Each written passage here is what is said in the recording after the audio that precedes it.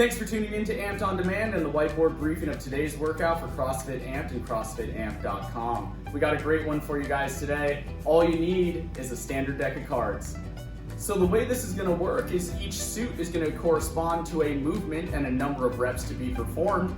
For clubs, we have thrusters. For hearts, we have hollow rocks. For diamonds, we have sumo deadlift high pull. And for spades, we have burpees.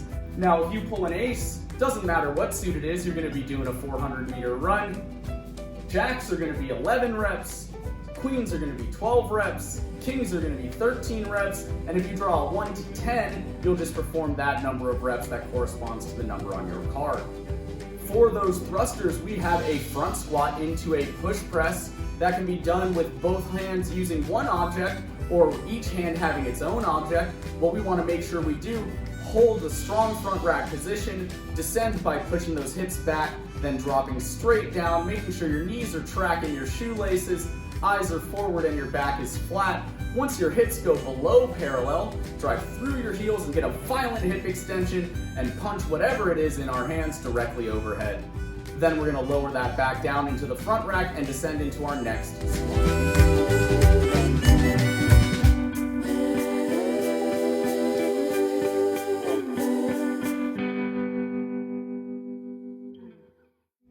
For the hollow rock, we're going to start lying flat on the ground. Make sure our abs are super tight and we're pushing our low back into the floor. Then we're going to rock back and forth, making sure we have a smooth transition from our tailbone to our mid back. If it's not a smooth transition, we can repress the movement by tucking our knees to our chest.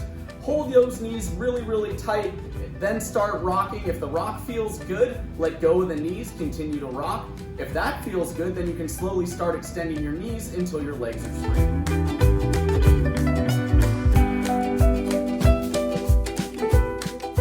Now, sumo deadlift high pull starts with a really wide stance and a weight between your legs. Ideally, this weight is something that you can hold on to with two hands. When we reach down for that weight, we want to make sure our eyes are forward, our back is flat, our knees are as wide as our ankles, our arms are straight, and our shoulders are slightly forward of that load. We're going to start standing up, nice and controlled. Once the weight clears our knees, we're going to get a violent hip extension, follow it up with a shrug of the shoulders and a high pull on that weight. Then we're going to lower the weight down with our arms first, followed by bending the knees until the weight's back at the floor. Remember, when the arms bend, the power ends, so finish that violent hip extension, shrug those shoulders, and then pull up on your weight.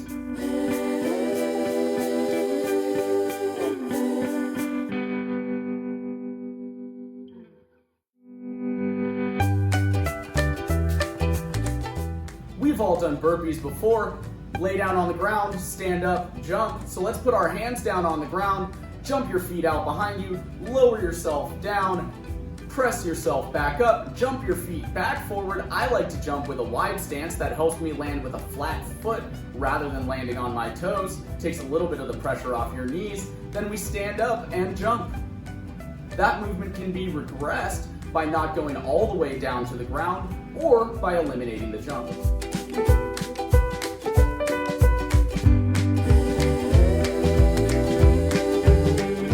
Now, if for some reason you're not capable of running today, what we can do is substitute jumping or static lunges instead of the run, in which case you'll do 40 reps of that for your 400-meter run. So you'll choose either 40 reps of jumping lunges or 40 reps of static lunges.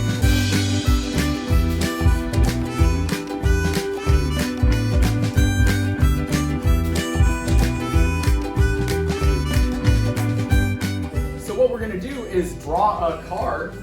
I got a king of diamonds, so that means I have 13 reps of sumo deadlift high pull. Once I complete those reps, I'm going to draw another card, 7 of diamonds this time, so I'm still doing sumo deadlift high pull, only this time it's for 7 reps. Once I finish that, I'll draw another card, queen of hearts on this one, so that means I'm not doing sumo deadlift high pull. I'm going to be doing a hollow rocks, and I'm going to be doing it for 12 reps. You're going to keep going through card by card until you're finished with your entire deck, or we hit that 40-minute time cap. Now, I know we all want to finish the workout and not hit the time cap, but I don't want you guys to sacrifice technique for the sake of speed here.